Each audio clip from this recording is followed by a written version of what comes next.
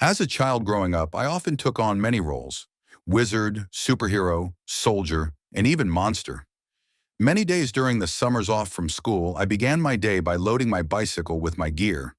My BB gun, slingshot, bow, and machete were all part of my survival in the imagined wasteland I would be exploring that day. After setting out on my journey, I would return home only to check in at various times.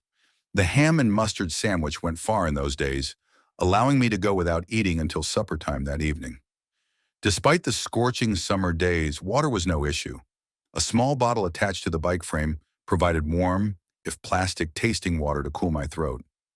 Occasionally in my journeys, I was fortunate to come across lost coins.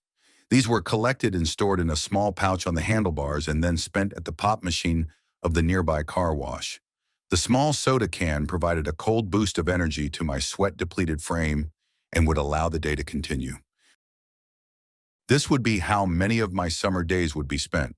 For while I lived in a small town, it was also a rural small town. Most friends from school lived too far away to be accessible. The ones that did live close by ended up being gone for more than half of the summer months. That time was spent at relatives' homes or on vacations, usually camping or beach trips. This left only one option: a sibling. This was unacceptable, especially in my case as I had a younger sister. What did she know about adventure and perilous trips? No.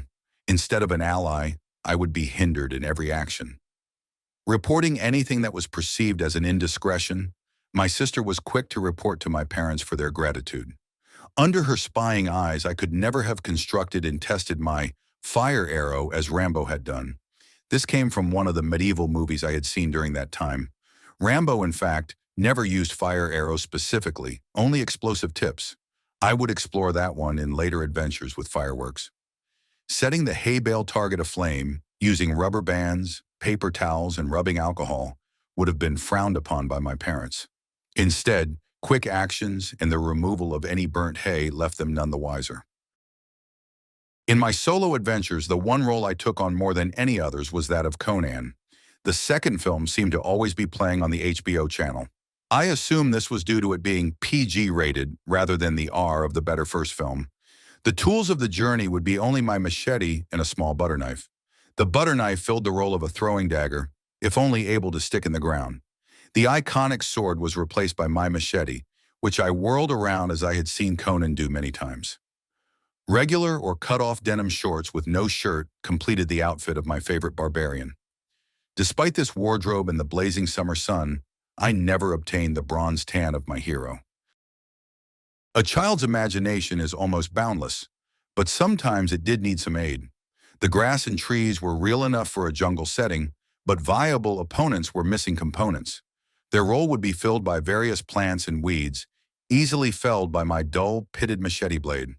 One type, which I referred to as water plants, grew near the rivers and creeks.